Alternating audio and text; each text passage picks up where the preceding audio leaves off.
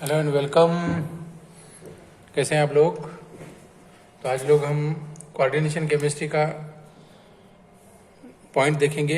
EAN rule. EAN rule. तो ये EAN rule मतलब होता है इफेक्टिव एटॉमिक नंबर। क्या होता है? Effective atomic number. ठीक है, EAN रूल कहते हैं, जो कि जो कॉम्प्लेक्स कंपाउंड्स होते हैं तो उसके अंदर में हमें यूज़ करना होता है इफेक्टिव एटॉमिक नंबर।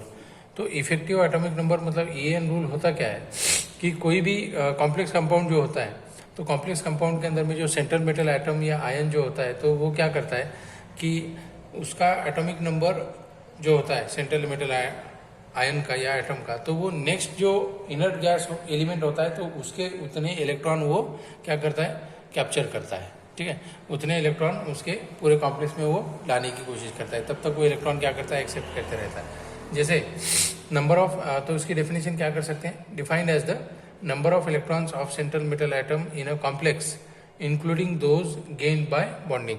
तो वो सब क्या करता है, जितने भी इलेक्ट्रॉन गेन करता है तो वो इलेक्ट्रॉन टोटल कितने करने की कोशिश करता है, जो उससे आगे वाला जो नोबल गैस एलिमेंट होता है तो उसके उतने करता है। जैसे मानो कि यहाँ पे हम लोग उसका फार्मूला भी देखेंगे क्या करना है। तो इसके अंदर में जो फार्मूला आता है तो वो फार्मूला होता है ना, EAN is equal to Z minus x plus y. Z minus x plus y है ना। तो ये वन बाय वन हमें देखना है कि क्या क्या होता है।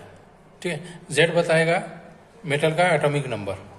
Z क्या बताएगा, मेटल का एटॉमिक नंबर बताएगा। ठीक है, और X बताएगा ऑक्सीडेशन नंबर, है ना, X बताएगा ऑक्सीडेशन नंबर, और Y बताएंगे नंबर ऑफ लिगेंड्स, कितने अटैच हैं, या number of electrons which are donated by ligands.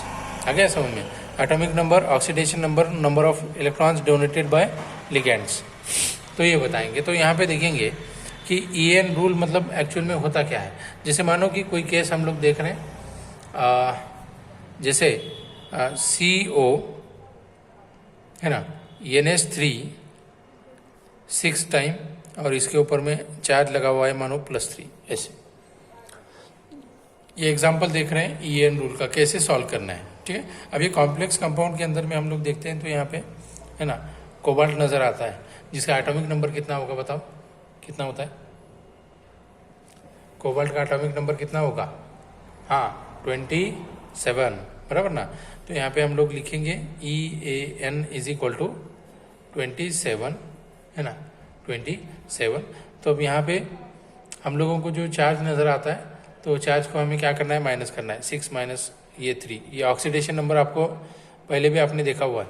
तो ऑक्सीडेशन नंबर यहाँ से निकालेंगे तो क्या होगा, ये -3 है ना। नंबर ऑफ लिगेंड्स कितने हैं बेटा, जो लिगेंड्स किसको कहते हैं हम लोग, जो इलेक्ट्रॉन क्या करते हैं सेंट्रल मेटल एटम की तरफ इलेक्ट्रॉन क्या करते हैं, डोनेट करते हैं। जैसे कि मैं यहाँ पे अगर सिंप्लीफाई में करके बताऊँ तो ये सेंट्रल मेटल एटम, इसको इलेक्ट्रॉन या लिगेंड्स कितने अटैच हैं, 6। कौन है, NH3, कितने NH3, 6 NH3। तो यहाँ से ये इलेक्ट्रॉन डोनेट करेगा, यहाँ से और एक इलेक्ट्रॉन डोनेट होगा NH3 वाला। ये एरो में कोबाल्ट की तरफ बता रहा हूँ, मतलब अमोनिया इलेक्ट्रॉन डोनेट कर रहा है कोबाल्ट को, है ना। तो यहाँ से एक इलेक्ट्रॉन आएगा NH3, यहाँ से इलेक्ट्रॉन आएंगे, फिर यहाँ से भी इलेक्ट्रॉन आएंगे, ठीक है, और यहाँ से एक अमोनिया इलेक्ट्रॉन डोनेट करेंगे, और यहाँ से एक मानो इलेक्ट्रॉन डोनेट करेंगे NH3। तो टोटल नंबर ऑफ NH3 कितने हो गए, 6। अगर 6 लिगेंड्स हैं तो नंबर ऑफ इलेक्ट्रॉन कितने डोनेट करेंगे, वो 12 करेंगे कि नहीं करेंगे। 6 2 12, एक बॉन्ड जो फॉर्म होता है 2 इलेक्ट्रॉन से।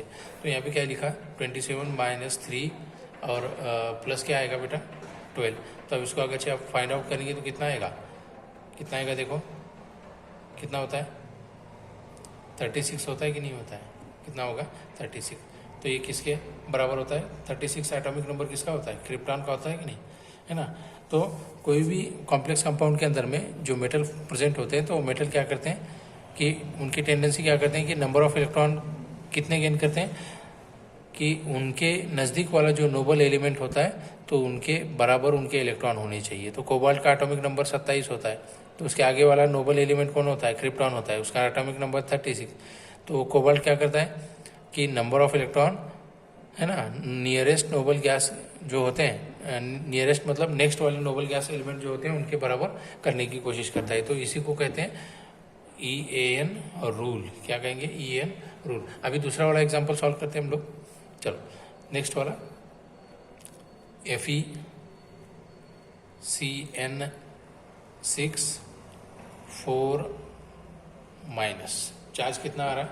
ऑक्सीडेशन नंबर कितना होगा, है ना? ऑक्सीडेशन नंबर यहाँ पे भी हमें निकालना है, ठीक है? तो कितना आएगा? 2 आएगा, है ना? तो यहाँ पे लिखते हैं हम लोग Fe का मतलब आयन का एटॉमिक नंबर होता है EAN इज इक्वल टू, है ना, Fe का 26 atomic number minus oxidation number कितना आएगा? -2, है ना, प्लस नंबर ऑफ लिगेंड्स कितने हैं बेटा? 6 6 2 12। तो हमें यहाँ पे फाइंड आउट करो कितना आएगा, कितना आएगा? ये 36 आएगा। मतलब किसके बराबर होगा? 36 इज इक्वल टू क्या होगा? फिर से क्रिप्टॉन के बराबर आ गया। तो इसको कहते हैं इफेक्टिव एटॉमिक नंबर, ठीक है? और कुछ एग्जांपल सॉल्व करेंगे हम लोग। नेक्स्ट देखते हैं निकल, है ना, कार्बोनिल,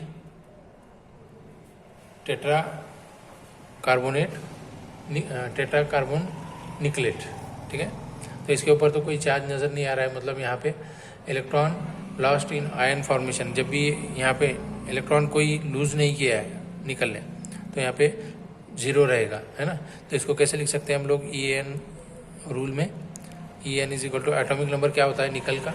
निकल का एटॉमिक नंबर रहेगा 28 माइनस कोई चार्ज नहीं है तो 0 प्लस नंबर ऑफ लिगेंड्स 4 है, मतलब इलेक्ट्रॉन कितने रहेंगे? 8। तो ये फिर से कितना आएगा? हाँ करो, 36 आएगा कि नहीं? जो कि इक्वल होंगे किसके साथ? क्रिप्टॉन के साथ।